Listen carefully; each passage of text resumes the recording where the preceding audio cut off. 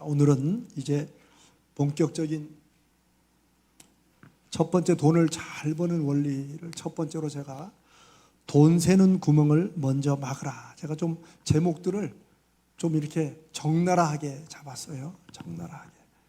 좀 이게 다른 경제적인 언어로 쓸 수 있지만, 자, 제가 잘 모르는 형편이지만 그래도 뉴스에 나온 대로 보면, 여러분 박수홍이라는 연예인 아시죠? 박수홍 씨가 아마 이제 자기 가족, 형님하고 형수에게 이렇게 돈을 다 버는 대로 맡기고 돈을 관리하게 했는가 봐요. 박수홍 씨 얘기가 전부 100% 사실이라고 말할 수는 없지만 그렇다고 100% 거짓말이라고 말할 수도 없지요. 그렇죠? 박수홍 씨도 꽤나 유명한 연예인이고 열심히 자기도 돈을 벌었겠죠. 제가 돈 새는 구멍을 먼저 막으라라고 하는 말은 돈을 벌어서 이렇게 하나님이 나에게 사업의 기회나 직장이나 물질의 기회를 주시라고 이렇게 그렇게 하는 것도 필요하지만 하나님이 주시는데 내 삶에서 돈이 새나가는 구멍이 있는 것을 알지 못하고 내버려 두면 흐르는 거예요. 제가 실제 박수홍 씨 얘기를 들어서 미안하지만 그런 거예요. 자기가 수십 년을, 그래도 나름대로 유명한 사람 아닙니까? 수십 년을 돈을 벌었는데 이게 주머니에 아무것도 가진 게 없는 거예요. 가족 간의 사정은 있겠지만 돈 새는 구멍이 자기 가족 안에 있었던 거예요. 이러면 본인 말대로 자기가 벌어들인 돈이 최소한 못해도 60억이 된다고, 실제로. 그런데 지금 별로 남는 게 없는 거예요. 예를 드는 겁니다. 그 가정이 꼭 그랬든 아니든 간에 이렇다는 거예요. 그 전에 어떤 미국에서 제가 잘 아는 원로 목사님이 우리 젊은 목회자를 두고 이런 얘기를 한 적이 있어요. 목사들이, 교인들이 세탁소 하듯 열심히만 하면 교회 부흥이 안 될 리가 없다. 제가 그 마음에 아주 많이 찔렸어요. 그런데 그 후로 제가 이제 목회를 한 지가 벌써 또 몇십 년이죠. 저는 그분의 그 마음과 그 뜻은 충분히 이해하지만 목회가 그저 열심히만 한다고 해서 교회가 다 부흥되는 게 아니라, 제가 말한 부흥은 숫자가 늘어나는 거예요. 커지는 거예요. 또한 성도들이 그저 열심히만 한다고 해서 사업이나 직장에서 경제적으로 다 성공하는 게 아니라는 거예요. 이 현실이에요. 목회자나 사업이나 직장 생활을 하는 성도들이나 여러분 마음이 없겠어요? 다 되고 싶죠. 다 그렇게 잘 많이 벌고 싶죠. 저는 안 된다는 말씀을 드리는 게 아니라 문제는 어떻게라는 거예요. 어떻게 한국 교회에서 가르치는 많은 어떤 말씀이든지 여러 가지는 어떻게는 잘 없어요. 이렇게 해야 된다라고 하는 당위성은 있어요. 그런데 어떻게가 없으면 사업이든 목회든 공부도 마찬가지예요. 그냥 책상에 하루 종일 앉아 있다고 공부가 잘 되고 성적이 되지 않습니다. 제가 우스운 얘기로 저 중학교 때 어떤 친구하고 같이 공부를 하기로 시험을 앞두고 있었는데 그 친구가 진짜 머리에 띠 묻고 빨간 줄로 그러면서 그때 국사 시험 본다고 외웠는데 제가 쓱 보니까 뭘 외운 줄 아세요? 제가 전에 한번 말했나? 불국사 소나무, 불국사 소나무. 불국사는 소나무로 지어졌다는 거예요. 그게 국사책에 이제 무슨 몇백 년 묵은 소나무로 지었다, 요게 나와 있는가 봐요.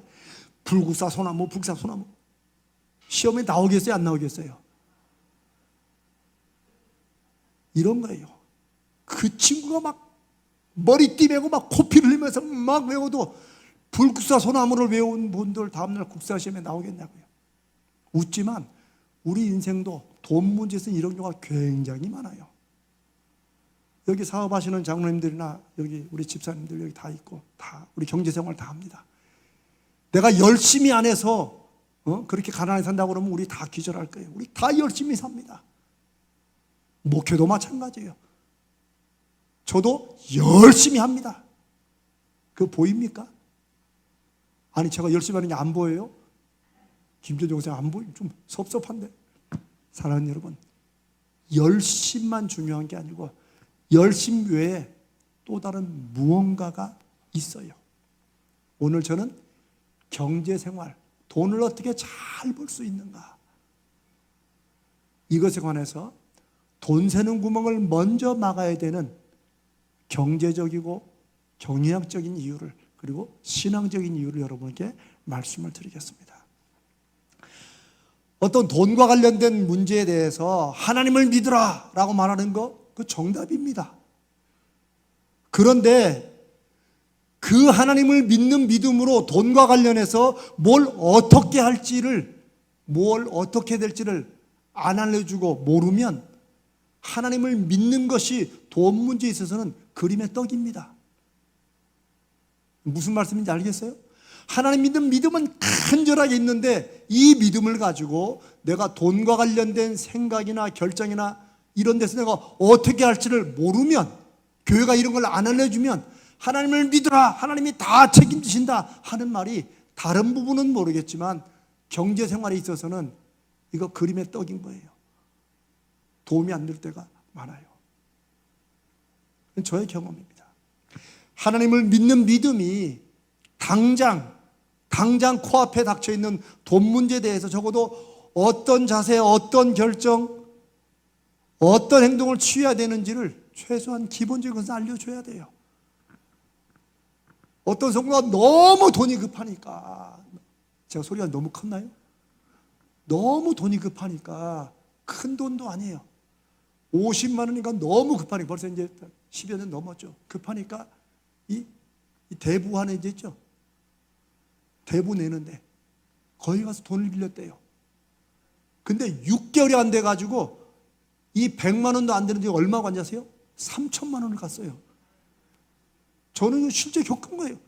제가 막 왜 그런 멍청한 짓을 했냐고. 세상에 어떻게, 아니 인간관계를 어떻게 했길래 대체 100만 원도 안 되는 돈을 빌릴 때가 그렇게 없어가지고 가서 소위 대부업체 가서, 참 겁도 없지. 그럴 용기 있으면 차라리 목사한테라도 찾아오든가. 아니 정말입니다. 너무 답답하니까. 그러니까 우리가 돈 문제와 관련해서 아무리 급해도 해서는 안 될 행동이 있다는 걸 아셔야 됩니다. 아시겠죠? 또 우리가 나중에 또 나누겠습니다. 하나님을 믿으라는 이 정답이 돈 문제에 관해서 어떻게 보면 당장 발등에 떨어진 불 끄듯이 즉각 해결해 주지 못할 때 많을 겁니다. 그러나 적어도 하나님을 믿으라는 말씀과 그 믿음으로 돈 문제에 관해서 무엇을 어떻게 되는지 이런 걸 알려주는 것은 최소한 어쩌다가 내 인생에, 우리 가정에 이 돈이 발등에 불 떨어지다 하게 됐는지 그걸 돌아보게 해줘야 된다는 거예요. 그냥 그 이유는 싹 둘째치고 무조건 그냥 당장 그 문제만 막 해결한다고, 전적응용 한다고 되는 게 아니라는 거예요. 사실 많은 목회자들은 그런 걸로 드리면 기도해 줍니다. 저도 기도하지요. 그러나 저는 그런 돈 문제로 물으면 반드시 묻습니다. 어쩌다 이렇게까지 왔는지 물어봅니다. 왜 물어볼까요?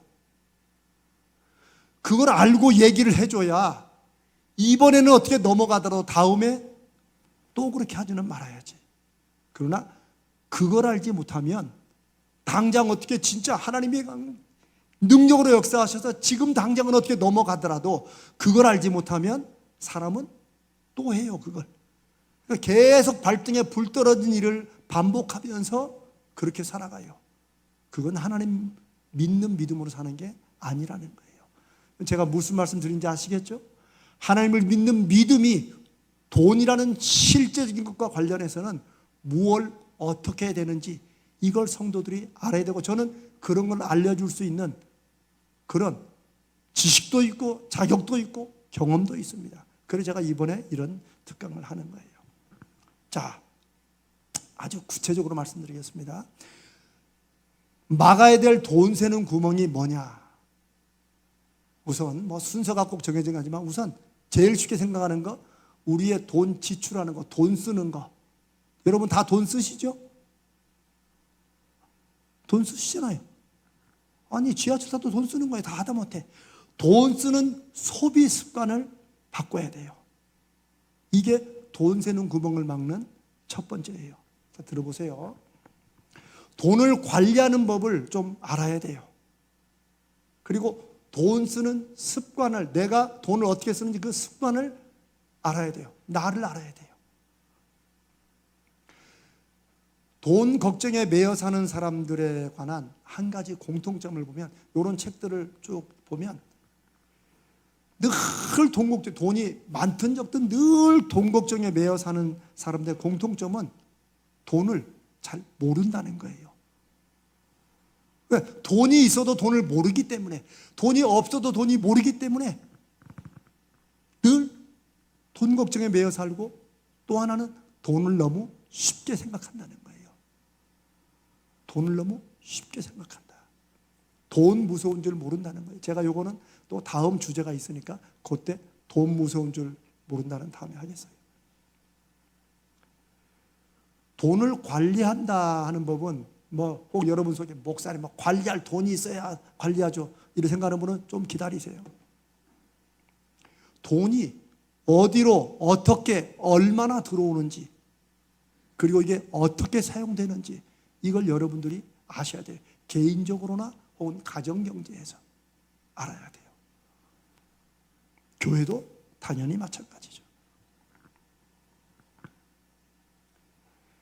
그걸 모른 채 대충 우리 남편이 월급이 얼마니까 여기저기서 연금이며 이런 거며 이렇게 나오는 돈이 얼마니까 대충 감 잡고 요렇게 아는 거, 생각보다 거기에 구멍이 있다는 사실이에요.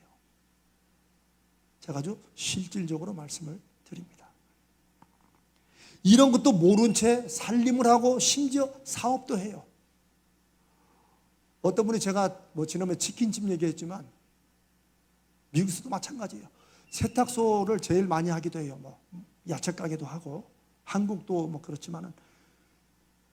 그런데 한국하고 미국하고는 좀 경제 생활이 좀 다르니까 제가 미국 예를 들겠습니다.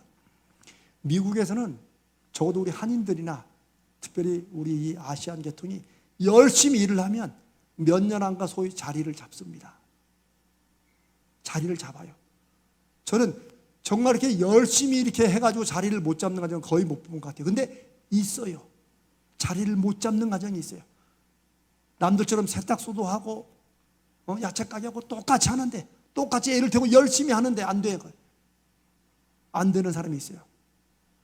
돈 지출하는 습관이 잘못돼서 그래요. 그런 분들은 공통적으로 급한 게 있잖아요. 그러면 금전출납기 열어가지고 그냥 몇만 원 가져가, 이렇게. 왜냐하면 자기 돈이니까. 그럴 수 있잖아요. 자기 돈 자기가 쓰는데. 근데 그렇게 써버릇하면 그 가게가 잘 되겠어요, 안 되겠어요? 손님이 안 와서 안 되는 게 아니에요.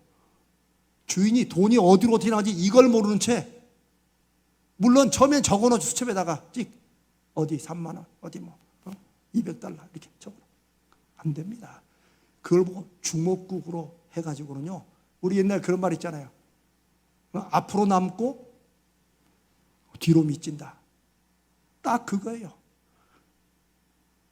이분은 이거 고치지 않으면 왜 우리만 하나님이 축복 안 해주시냐고.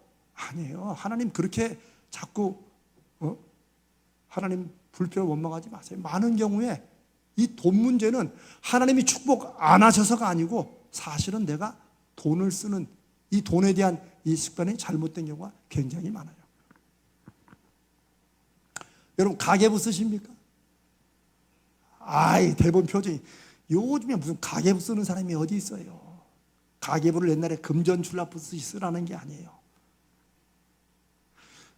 여러분 대부분 다 신용카드 많이 쓰시니까 매달마다 신용카드 그 쓴 내역서 집으로 오죠? 집으로 오죠? 어떤 분들은 요즘 현대인들이니까 요걸로 받는데요. 그냥 요 이메일로 받고 요렇게 문자로 받는데요. 저는 꼭 종이로 받아요. 종이로 와야 그나마 한번 쳐다보지. 여러분, 가계부나 금전출납부도 안 쓰는 분들이 최소한 신용카드 한 달 쓴 내역 살펴볼까요? 제대로 여러분 살펴보세요. 대부분은 총액만 봅니다. 쓱. 이번 달에 많이 썼네. 그런데 이 많이 쓴 게 꼭 써야 될 때를 썼는가 안 썼는가, 요거 이번 달은 조금 썼네. 다 엉뚱한 데 불필요한 소비를 했는데 이번 달에 조금 썼네. 왜 어떻습니까? 이게 지금 경제생활을 잘 하는 거예요? 못 하는 거예요? 지금 돈 새는 구멍이 있습니까? 없습니까? 그렇다는 거예요. 그걸 여러분들이 아셔야 된다는 거예요. 아주 저는 실제적으로 말씀을 드리는 거예요. 하나님이 이번 기회에 이런 말씀을 나누라고 저는 믿기 때문에. 돈을 무조건 안 쓰고 막 절약한다고 해서 이게 돈이 모이는 게 아니에요. 돈을 알아야 돼요. 어떻게? 돈을 연구하라는 경우 내가 어디서 얼마가 들어오는지, 큰아들이 10만 원, 작은아들이 5만 원, 노령연금 얼마. 목사님 그 창피해서 뭘 적어요? 아닙니다. 정말 돈 문제에서 좀 벗어나시려거든 그것부터 적어놓으세요. 그거 내가 어디에 쓰는지. 물론 수입 다 합쳐야 매달 적정하지 간등간등한 분들이 이런 말 하면 제가 속 모르고 잔인하게 말씀드릴 수 있지만 그래도 하셔야 됩니다. 그렇게 하고 하나님 앞에 내가 돈 빠지는 구멍을 막고 하나님 앞에 돈을 주시라고 기도하셔야 돼요. 정말입니다. 꼭 해보십시오. 안 쓰는 게 버는 것이다 이런 말 하는 게 아니에요. 쓸 때는 써야 돼요. 오히려 제가 지난주에 잠깐 말씀드린 효용 가치 있게 써야 돼요. 그거 아세요 여러분? 어떤 분은 10만 원, 100만 원 드려야지만 누리는 기쁨을, 어떤 사람은 10,000원만 드려도 그걸로 진짜 돈 잘 쓰고 행복할 수 있어요. 그래서 예전에 오래전에 10,000원의 행복이라는 프로그램도 있었어요. 그게 10,000원짜리 가지고 어디 가서 먹지, 그걸 알려주는 정보를 주는 게 아니에요. 그것의 핵심은 돈은 얼마를 쓰느냐에 가치가 달려있는 게 아니라 내가 어디에 어떻게 왜 쓰느냐, 요게 마음에 딱 맞을 때 10,000원을 써도 기쁘고 행복한 거예요. 이걸 모른 채 하나님이 더 안 주셔가지고 남들은 1,000,000원짜리 막 몇백만원짜리 쓰는데 나는, 이렇게 하면 하나님이 뭐라고 그러시겠어요? 저는 하나님의 메시지 분명히 압니다. 너 새는 구멍부터 막으라고 하실 거예요.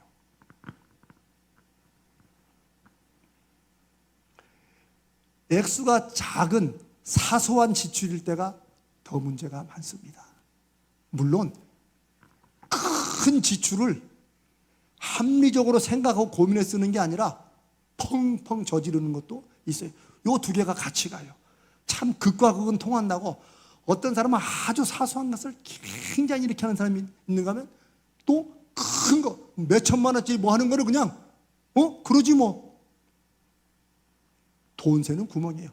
질질질 새서 1톤 새나 한 방에 펑 새서 1톤 새나 새는 건 마찬가지예요.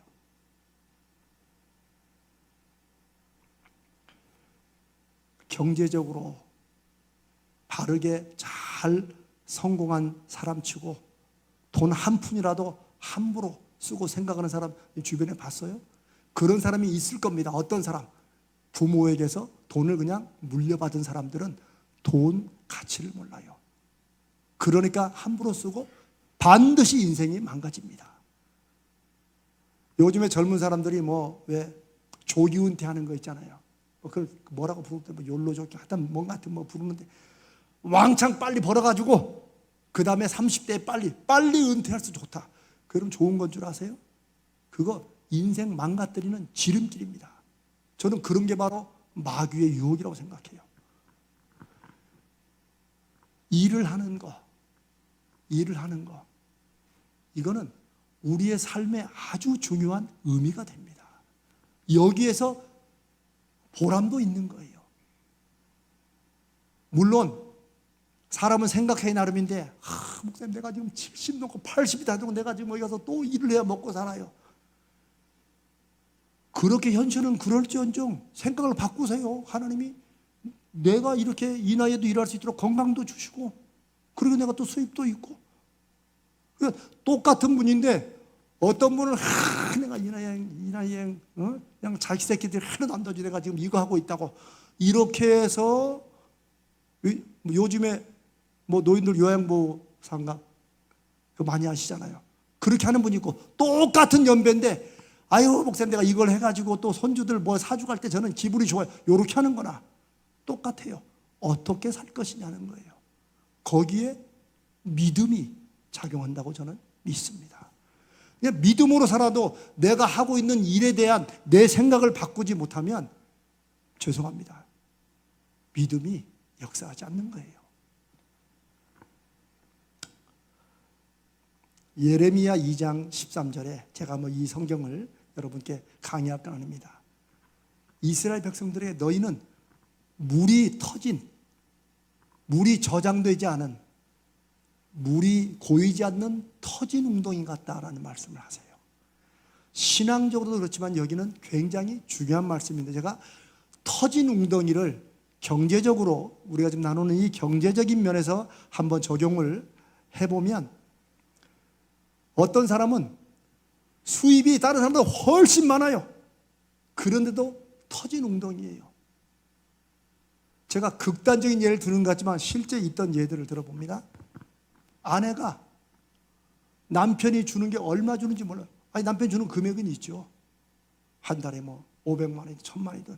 여러분, 한 주부가 가정에서 한 달 생활하는데 뭐 다른 식구가 10명 20명도 아닌데 많아야 3명 4명인데 생활비로 500만 원이면 적은 돈 아닙니다. 많은 돈도 아니지만 적은 돈 아니에요. 1000만 원이다? 굉장히 많은 거예요, 생활비로는. 그런데 아내는 매달 돈이 쪼들려요. 터진 웅덩이입니다.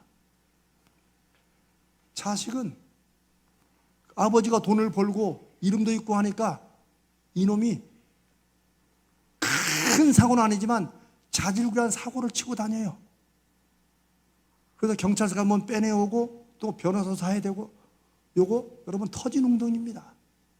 지금 제가 터진 웅덩이가 무슨 말씀인지 제가 예를 드리는 거예요. 자기는 돈은 버는데 성격이 아주 같아가지고 못 참아, 또 그런 거를. 그래가지고 막 그런 일 한번 터지면 와이프하고 싸우고 애하고 싸우고 막 이러는 거, 자기는 빼짝 말라서 맨날 위장병 달고 다니고 그 병원에 한 번씩 입원하고. 터진 웅덩이입니다. 여러분, 이게 극단적인 어떤 예 같지만 생각보다 많습니다. 죄송합니다. 우리 이 서대문 지역에 살고 있는 우리 성도들과 제가 이제 한국에 와서 목회를 했던 곳은 저 분당이라고, 그래도 은퇴한 분들이지만 또 상당히 사는 분들이 거기 있어요. 제가 거기서 5년, 살아있어서 7년이에요.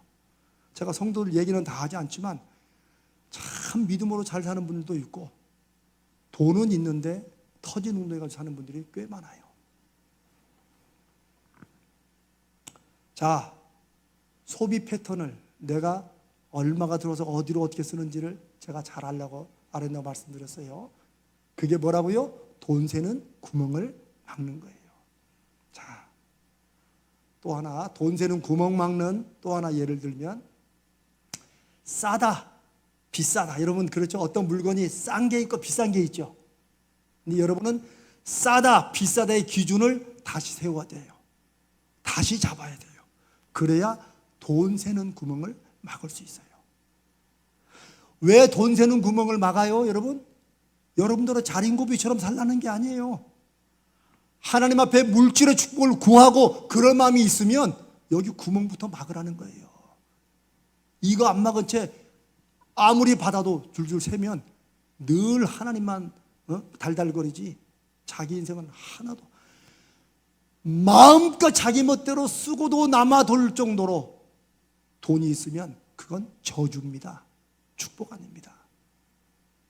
우리 성도들은 예수님의 그 말씀을 잘 알아야 돼요.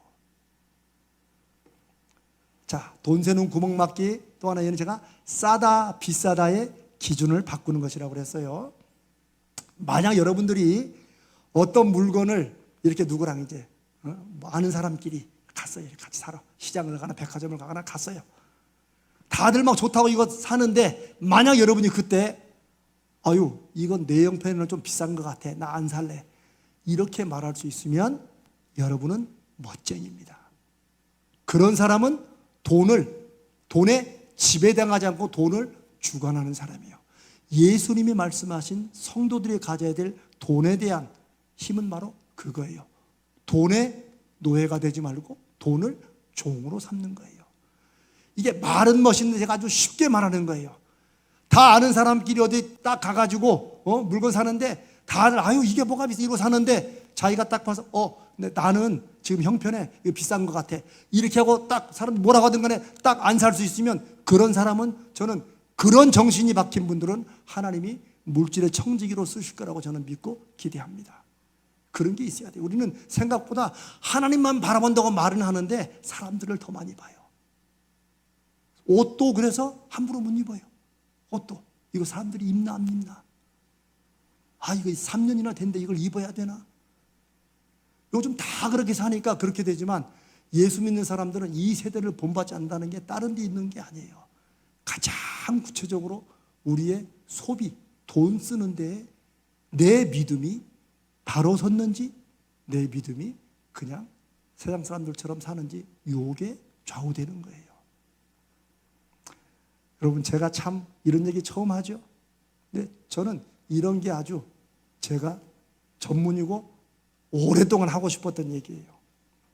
저는 하나님께서 제가 이런 일을 하게 된 것을 제가 오늘도 또 기도하면서 또 그 마음을 또 한 번 내가 다짐해서요.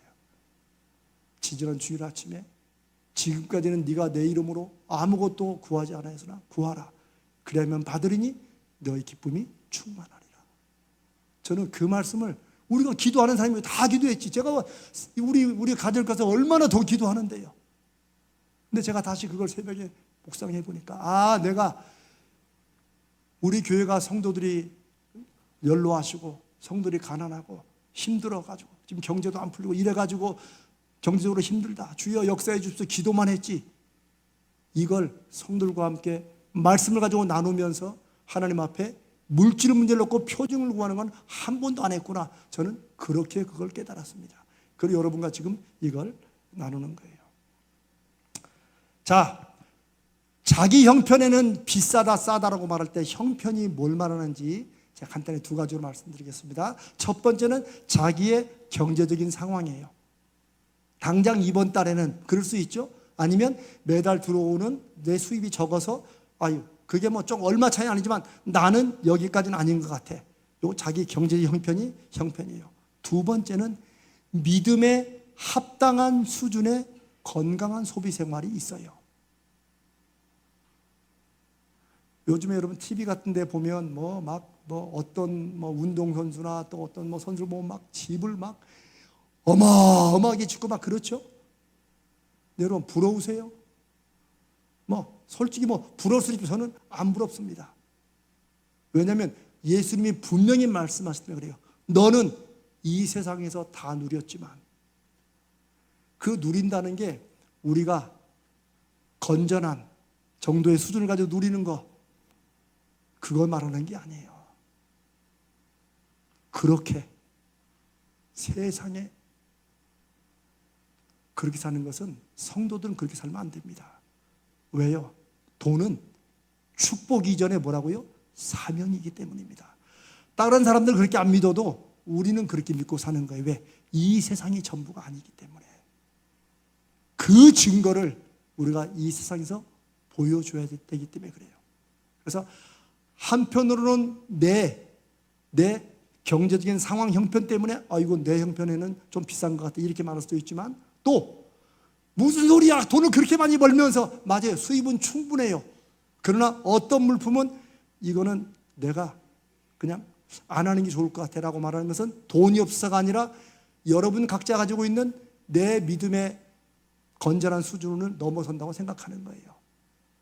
그러면 정말 멋쟁이고, 그런 사람은 하나님이 분명히 청지기로 쓰시고 계시는 것입니다. 제가 지난번에도 말했지만 우리 100만 원 붙여놓고 빨간 거 짝짝 그리고 10만 원 그러면 안 사면 막 손해봐. 여기서 막 왔다 갔다 해. 그걸 막 샀어야 되는데. 근데 그게 이미 오래됐어요. 그게 기업들이 물품을 파는 하나의 마케팅이에요. 정말 100만 원짜리를 10만 원으로 깎아주는 그런 세일이 혹간 있겠죠. 그러나 그건 낚시예요. 쭉 가다 보면 다 팔리고 없어요. 그리고 불필요한 지출을 안 하는 거. 이것도 돈 새는 구멍을 막는 거예요. 자, 불필요한 지출은 이거는 꼭 필요해서 샀죠. 그렇죠. 그거 사야 돼요. 그러나 꼭 필요해도 내 경제 형편에 넘어서는 것은 산다 안 산다? 안 사야 돼요. 꼭 필요하면 매달 모아야 돼요. 근데 어떤 분은 이렇게 말하니까 전에 한번 저축교회에 있을 때 목사님 요즘 신용카드로 먼저 긁고 모아서 갚으면 되잖아요. 될 것 같죠? 안 됩니다. 이게 결국 자세예요. 마음의 태도예요.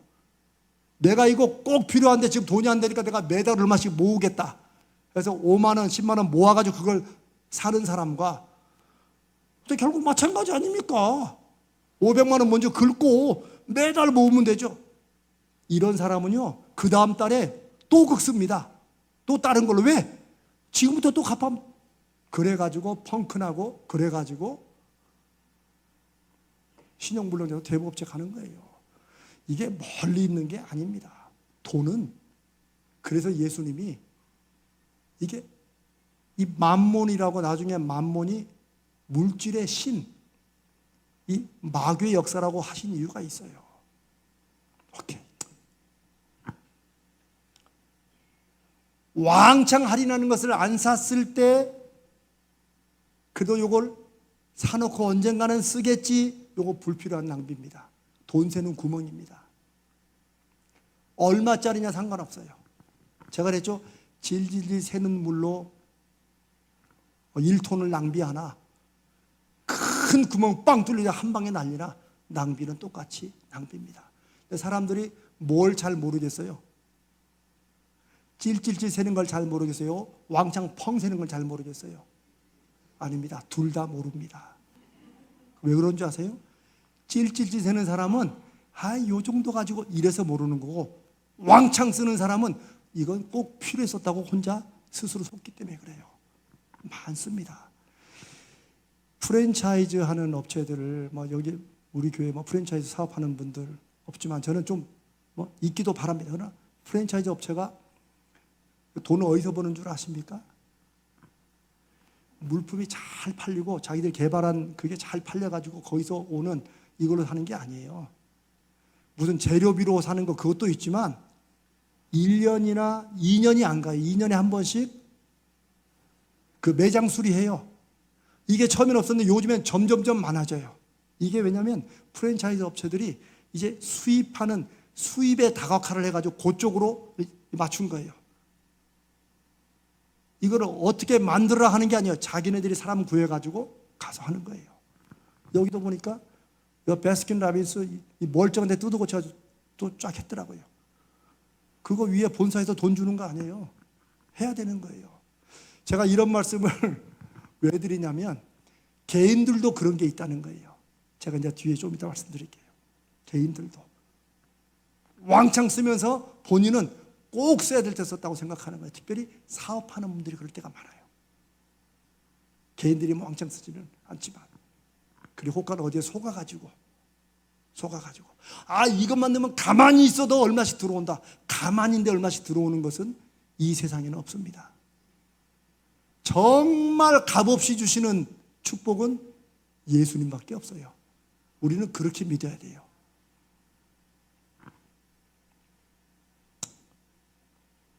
지금 꼭 필요한 것인지, 이제 이런 말씀은 다 아는 거지만 실제 실천을 못해서 그렇지 이거 중요해요. 지금 꼭 필요한지. 그러나 우리는 요즘엔 하도 중국서 물품이 싸져가지고 꼭 안 필요해도 싸면 사요. 근데 이게 문제는 그거 다 합쳐도 얼마 되지도 않는 그게 문제가 아니라 내가 점점점 물건이나 그런 걸 사므로 소비 패턴에 내가 익숙해지는 게 더 큰 문제예요. 그게 문제예요. 거기에 그냥 내가 좀 멍해지는 거예요. 소위 무감각해지는 거예요. 그게 문제입니다. 부모들, 할머니, 할아버지들, 아들과 손주, 손녀들에게 그래도 좋은 거 주고 싶은 마음이 있죠. 그래서 여러분 거기에 잘 한계를 정하셔야 돼요. 요즘의 아이들이 하나나 둘이라서만 애들이 소위 말하는 금쪽이가 나오는 게 아니에요. 이 애들이 뭐가 귀한 줄 모르고 아까운 줄 몰라요. 얘기를 하면 나오든지 아니면 때를 쓰면 나오든지 하여튼 얘들은 사실 물질에 대해서 어려움과 아쉬움을 모르고 자라는 세대예요. 그런데 그렇게 해서 내가 부모가 나는 어렸을 때 그런 거 못 가져봤으니까 내 마음 풀자고 이렇게 해주잖아요.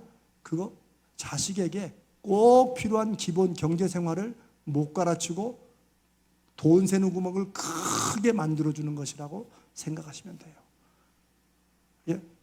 혹시 손주손녀 너무 귀여워도 그런 걸 잘 조절하셔야 돼요.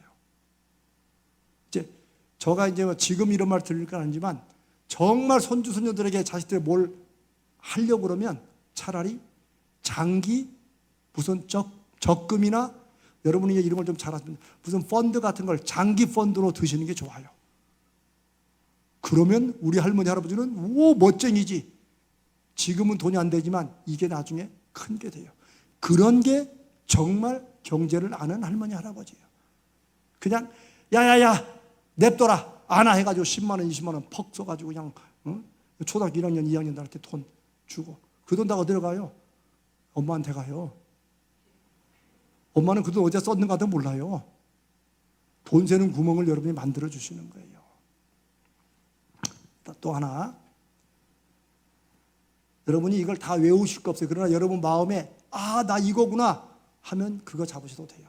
돈 세는 구멍, 또 하나 얘는 낙타를 삼키는 지출을 막는 거예요. 아까 제가 한 번에 펑 쓰는 거 얘기하는 거예요.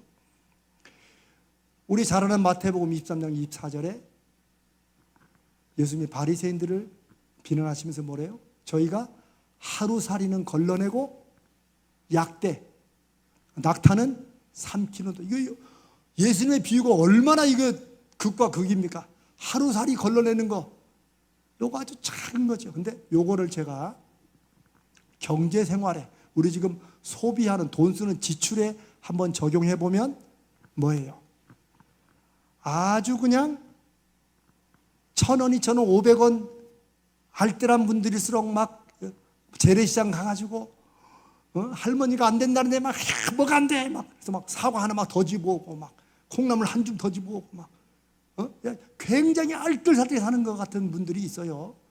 제가 뭐 그걸 나쁘다 이렇게 말하는 게 아니에요. 그런데 그러면 다른 데도 가야지. 그런데 자기 백화점 가거나 어디 가가지고는 딱 보고 어머 500만 원짜리가 300만 원밖에 안 하네. 펑. 콩나물 1000동아리를 퍼와도 이 돈 안 돼요. 무슨 말씀드린지 알겠죠? 요런 게 바로 하루 살리는 걸러내고 낙타는 삼키는 거예요. 이런 이중성, 이런 이중적인 지출 행태가 우리 안에 다 조금씩 있어요. 근데 그것을 알아야 되는 거예요. 그거 누가 알겠어요? 본인이 알지. 본인이 자꾸 살펴봐야 돼요. 알뜰살림한다는 이 실제 어떤 주부가 집에 가보니까 그 봉투들 있죠. 노란 봉투들이나 아니면 백화점 봉투들을 쫙 모아놨어요. 왜? 너무 아깝다고 이거 또 써야 돼. 그래서 자기는 이거 모았다가 누구 선물 줄 때 준대요. 굉장히 많아요. 여러분이 무슨 말씀을 드린지 알겠어요? 그 봉투가 다 어디서 났겠어요? 그 쇼핑백이 어디서 났겠어요? 백화점 가 물건 사온 거예요. 거기 뭐 1,000원, 2,000원짜리 다 모았겠어요, 백화점에서? 그러니까 요 봉투는 아낀다고 쫙 모아두고 나중에 누구 선물 줄 때 이걸로 쓰려고요. 아이고 알뜰하십니다. 근데 자기는 오늘은 좀 풀러야 돼. 요즘 말은 지름신이. 난 처음에 지름신이 옛날에 기름을 지름이라고 불렀었어요. 저 시골에. 그래서 지름신이 무슨 뭐 기름, 참기름신인가? 나 처음 한국에서 그랬다니까요. 근데 그게 아니고 훅 질른다는 거야. 저도 질러도 한계를 두고 지르면 한 번쯤 스트레스 해소에 좋습니다. 저는 뭐 그걸 막진 않아요. 그러나 하루살이는 걸러내고 낙타를 삼키는 이런 지출은 지름신이 붙을 때예요. 남자들도 있어요. 자동차 휘발유 넣을 때 그 팻말에 얼마, 뭐 1325원 그러면 1320원짜리 찾으러. 아니 대부분 남자들이 그래요. 뺑뺑 돌아. 그래서 정말 싸게 넣어가지고 세상에 넣는데 1,000원, 2,000원 아껴요. 막 크게 아끼지. 얼마나 알뜰해요.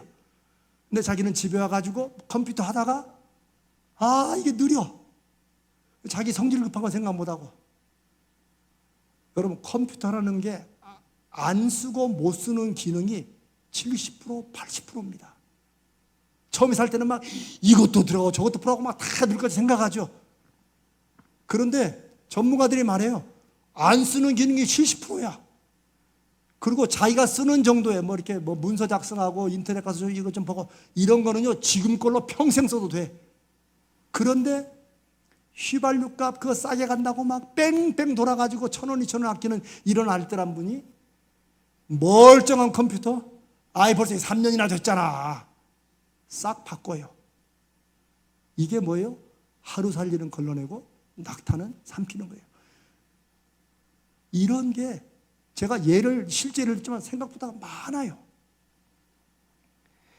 남녀 공통으로 제일 낙타를 삼키는 소비, 핸드폰이에요. 요즘에 핸드폰. 어디는 기기가 공짜래요. 기기가 공짜지만 다른 프로그램이 비싸요. 꼭 그 사람들이 여러분에게 공짜로 주려고 그걸 할 리가 없어요. 그러니까 핸드폰은 목사님 저는 그래서 막 수십 군데를 알아본데, 근데 저는 그거보다도 더 지혜로운 것은 오래 쓰는 거예요. 오래 쓰는 거예요. 여러분 핸드폰이 구형이라고 누가 여러분들이 탓합니까? 저 뭐 어떻게 시대에 뒤떨어 사나? 그래요? 그렇게 하든 말든 핸드폰 하나가 값이 이 컴퓨터 한두 대 그냥 가는 것과 똑같아요.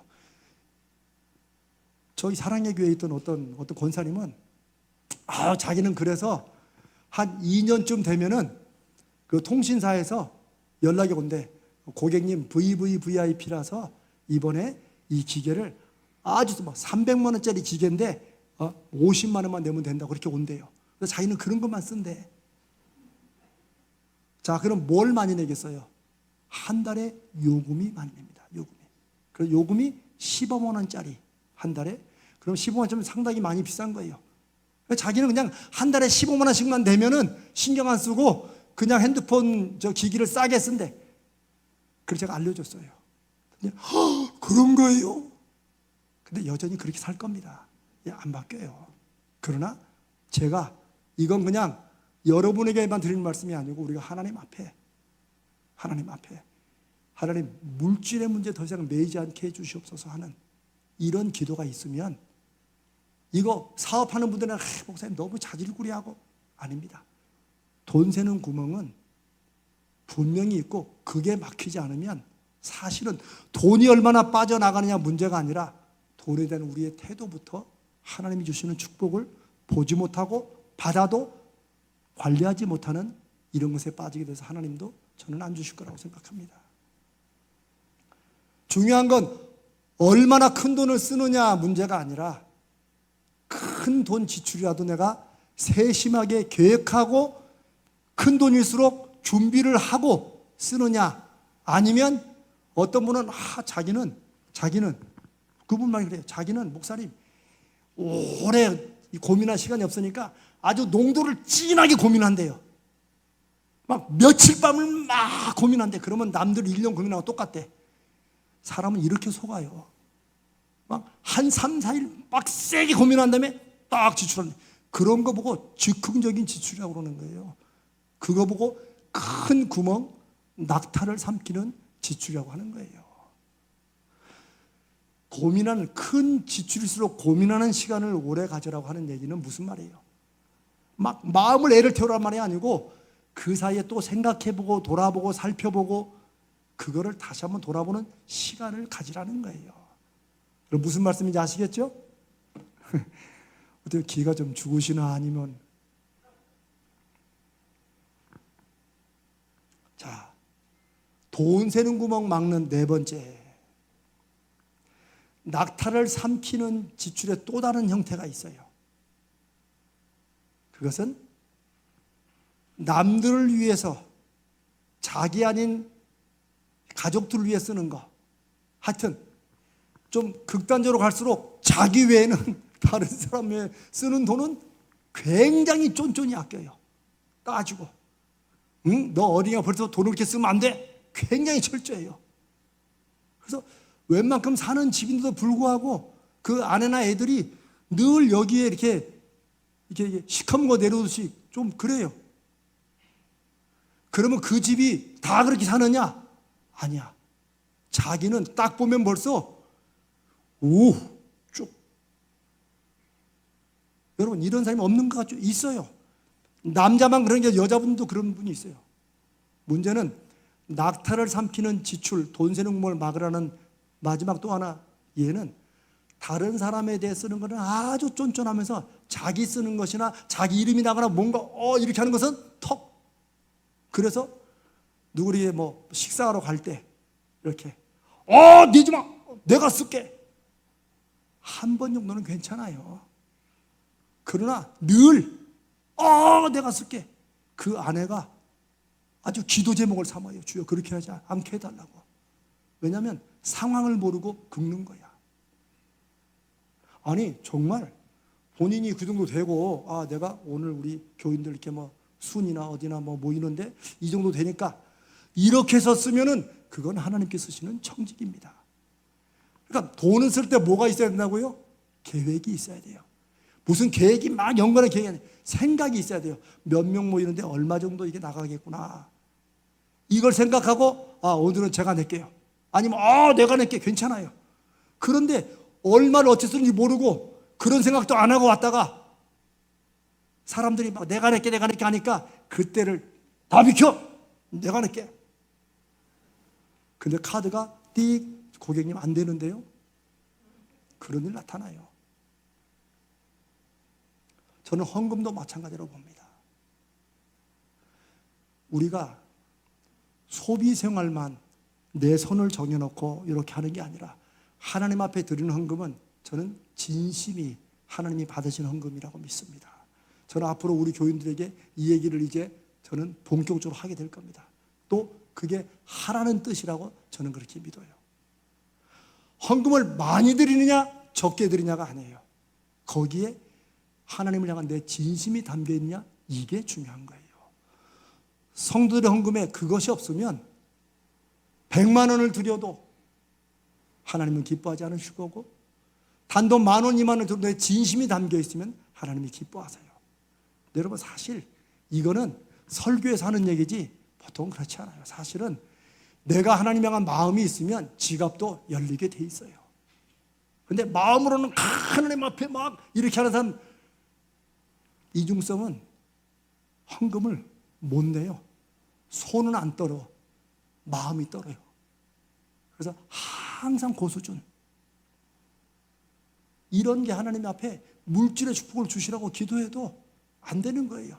하나님이 안 주셔서가 아니라 그런 어떤 경제적인 기회가 와도 그거 못 잡는 거예요. 못 보는 거예요. 왜?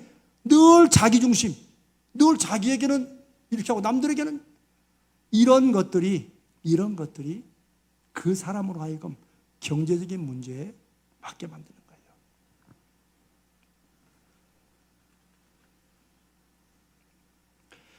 성도들이 경제생활 중에 안타까운 것은 하나님이 주셔도 그 돈을 제대로 관리하지 못한다는 거예요. 그리고 늘 마음이 쫓기는 거예요. 실제로 막 돈에 쪼들려서 어려운 분도 있습니다. 그런데 많은 경우에 막 돈에 근심걱정하는 분들 가만히 보면은 마음이 먼저 눌려요. 이건 또 우리 다음에 돈 벌 사람이 먼저 되자라는 데서 또 하겠습니다. 저는 이번 기회에 하나님께 물질의 축복을 주시라고 우리가 하나님 표징을 주러 기도도 하고, 동시에 하나님이 주는 물질을 내가 잘 받아서 요 새는 구멍 없이 터진 웅덩이가 아니라 이렇게 딱 해서 정말 이게 뭐여야 하나님이 주신 줄 알 거 아닙니까? 그렇게 하나님이 주시는 물질의 복을 좀 눈으로 보고 확인하는 그런 기회가 되기를 바랍니다. 이제 뭐 우리 교회는 아닐지 모르지만 이제 보통 이런 이제 특강을 하고 그러면 이제 아내들이, 생활비를 다 쓰는 아내들이 그런 불만해요. 목사님, 남편 주는 거 딱 정해져 가지고 이거저거 살림 떼고 나면 내가 한 달에 기껏 써야 내 마음대로 쓰신 돈이 10만 원도 안 된다는 거야. 그런데 무슨 돈 새는 구멍, 셀 구멍이 있어야지 새어나갈 돈이 있어야 새죠. 저는 그 마음은 충분히 이해합니다. 그러나 제가 말하는 것은 돈의 액수가 아니에요. 여러분 진짜 한번 여러분이 누구한테 들으시는지 한번 보세요. 돈에 대해서 성공한 사람들, 이 사람들 단돈 100원, 10원이라도 함부로 하는 사람 있는가 보세요. 그렇게 하는 사람은, 유산으로 왕창 물려받은 사람들은 그렇게 해요. 그 사람들은 돈이 얼마나 귀한지 모르기 때문에 그 돈이 결국 자기 인생을 망친다고 제가 아까 말씀을 드렸어요. 돈 새는 구멍을 막으라고 하는 것은 액수의 문제가 아니라 생각 없이, 기분으로, 아니면 그냥 통장에 확 들어왔다가 내가 어디로 간지 모르게 나가는 통장 만드는 비결. 생각 없이 지출하면 통장돼요. 그거를 조심해야 된다는 거예요. 그러니 지출, 소비, 얼마 안 되는 돈이라도 내가 목사님 이 나이에 내가 내 마음대로 10만 원도 못 쓰고 살아요. 정말 그런 분은 그 10만 원도 안 되는 돈을 가지고 내가 그걸 가지고 어떻게 쓰는지, 살림에 얼마 어디에 쓰는지. 근데 그런 분들이 보통 가계부 안 써요. 목사님 뻔한 데 쓸 게 있어야 돼. 이런 말 하는 사람 치고 뻔한 것처럼 보이지만 여기저기 새는 구멍이 생각보다 있어요. 그거는 그분들을 막 쪼라는 게 아니에요. 먼저 내가 얼마가 들어오고 어디로 나가고 어떻게 쓰는지 그걸 내가 파악을 해야 된다는 거예요. 이게 하나님 앞에 물질을 주시고 나를 청지기로 써주러 기도할 때 꼭 필요한 첫 번째 단계예요. 이렇게 말하면 또 남편들이나 부부가 들으면 그래요. 당신 들었지? 응? 돈 쓰는 거 막으라고. 이제부터 내가 생활비 내가 좀 더 줄인다. 아이고, 그건 잘못 들은 거예요. 오해하는 거예요. 제가 돈 새는 구멍을 막으라는 것은 막 쪼이고 막 자린고비처럼 막 그렇게 어디 하나 쓰고도 막 덜덜덜 떨면서 그렇게 살라는 게 아니에요. 제가 그랬죠. 하나님께서는 우리가 좀 때로는 좀 정신 건강을 위해서 우리 소위 말하는 스트레스로 한번 한번 그냥 먹자, 한번 가자, 쓰자 할 수 있습니까? 없습니까? 제가 있다고 여러 번 말씀드렸어요. 있어요. 그러나 그게 습관이 되지 말아야 돼요. 그게 무계획하게 한 달에 외식하러 나가더라도 계획해가지고 돈 소비의 효용성을 올려야 돼요. 그런 걸 해요. 그런 걸. 자,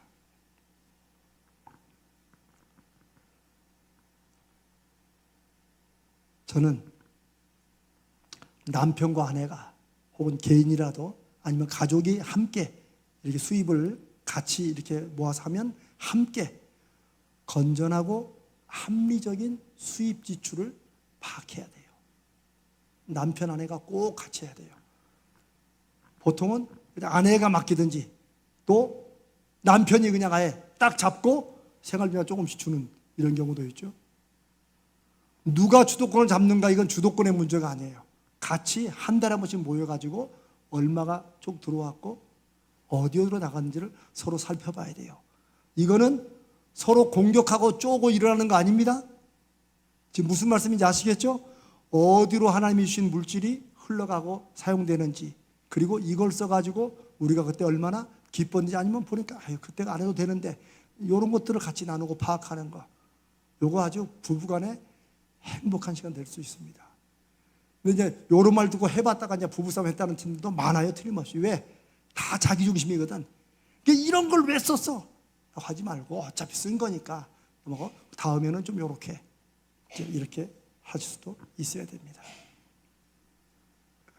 저는 하나님께서는 그 가정에 하나님이 경제적인 것을 돌보시고 살피신다고, 그런 하나님이시라고 우리가 믿으면, 그 하나님은 남편, 아내가 혹은 가족끼리 모여서 적어도 한 달에 한 번 정도는 우리에게 들어온 수입이 얼마인지를 서로 보고, 하나님이 얼마를 주셨는데 우리 이렇게 썼고, 우리 얼마가 부족하니까 하나님 앞에 또 어떻게 기도하고, 이런 것을 저는 하나님이 기뻐하신다고 믿습니다.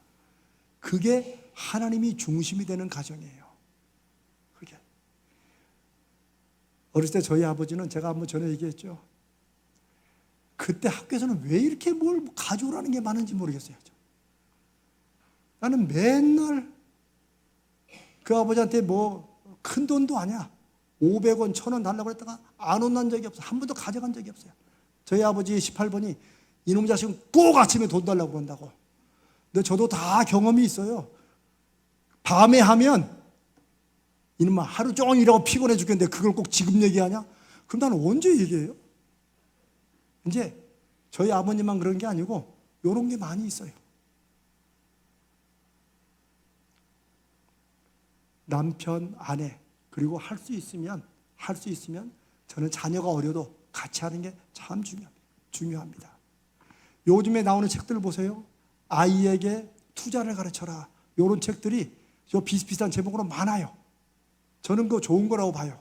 근데 잘 알고 하셔야 돼요. 그러나 적어도 아이가 아무리 어려도 이해를 하지 못하든 간에 한 달에 한 번이 힘들면 최소한 한 분기에 한 번, 1년에 한 번이라도 아빠는 지금 어떻게 돈을 벌고 이게 얼마인데 너 어떻게, 이런 것들을 알려주는 게 굉장히 실질적인 경제 도움이 됩니다. 경제를 아이가 배우는 거예요. 어렸을 때부터. 아유, 이제 목사님 우리 애들은 다 커서 대학생이고 해야 돼요. 해야 돼요. 결혼해서 분가한 자녀들은 이런 말 들으면 기분 나쁘지만 그래도 한 번씩 해야 돼요. 주님의 이름으로. 저도 한 번씩 물어봐요, 제 아들한테.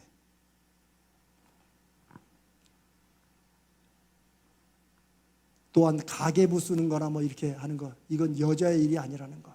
여러분 이제 그건 다 들으셨죠? 한 달을 돌아보며 하나님께서 주신 물질을 확인해보고 제대로 사용됐는지, 또 이걸 통해서 우리가 얼마나 기쁘고 감사했는지, 또 어려운 점은 무엇인지, 앞으로 어떻게 할 것인지 하나님 앞에 지혜도 구하고 물질도 구하고 그런 길을 열어주시라고 부부가 혹은 가족이 함께 기도하는 이 가정에 하나님이 물질의 축복을 안 내리실 리가 없습니다. 분명합니다. 꼭 해보시기 바랍니다. 이제 결론으로 말씀드리겠습니다. 돈 새는 구멍을 막고 하나님께 복을 구할 수 있는 기도의 특권을 활용하셔야 됩니다. 저는 기도는 아주 실질적인 것이고 강력한 것이라고 믿고 또 여러분이 그렇게 말씀을 나눕니다. 왜요? 기도는 하나님을, 우리 인생에 하나님을 초청하는 것이기 때문에 그래요. 이 문제 간섭 좀 해주시라고. 그러려면은 여러분 인간적으로도 사업에 어떤 다른 데 투자 받으려면 어떻게 해요? 그냥 묻지 말고 줘, 내가 알아서 쓸 테니까. 이런 데는 절대 투자 안 하죠. 다 따지죠. 지난주에 봤던 IMF가 바로 그건 거예요. 한국에 달러로 지원하는데 그 전에 경제체제 바꾸라고 해서 다 바꾸는 거예요 지금. 그런 게 경제의 흐름이에요.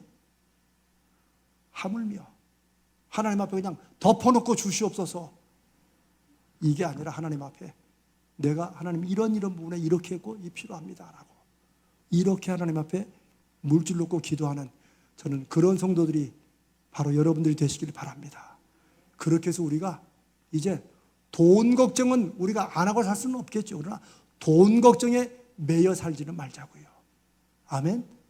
한 번씩 어려울 때 있죠. 사업하는 분들이나 직장인들, 여러분들 돈 걱정 안 할 수는 없어요. 문제는 돈 걱정에 매여 살지는 말자는 거예요. 한 번쯤은 털어야지. 그래서 돈을 흐름을 알고 그리고 잘못 나가는 새는 구멍을 막자고 하는 게 오늘 여러분과 함께 나눈 말씀입니다. 질문 있으십니까? 없으세요? 어때 마음에 좀 와닿는 게 있으십니까? 하나라도 꼭 실천해 보십시오. 저는 한국에 처음 올 때 하나님이 이론적으로 저를 쓰실 거라고 기대하고 그렇게 왔는데 한 번도 못 써먹었어요. 교회를 강의는 했지. 그런데 드디어 우리 가정에 이렇게 와서 저는 그냥 강의하고 뭐 다른 교회에서 강의하고 오고 나면 그 사람이 어떻게 사는지 무슨 상관이에요. 그러나 우리 교인들에게 제가 처음으로 나누면서 이제 여러분들과 우리 교회와 우리 삶에 어떻게 하나님이 물질의 문제에 일하시고 역사하시는지를 제가 여러분과 함께 살펴보면서 우리 같이 돈 걱정에 매이지 말고 하나님이 어떻게 물질로 역사하시는지를 확인하며 나아가는 그런 저와 여러분 되시기를 축복합니다.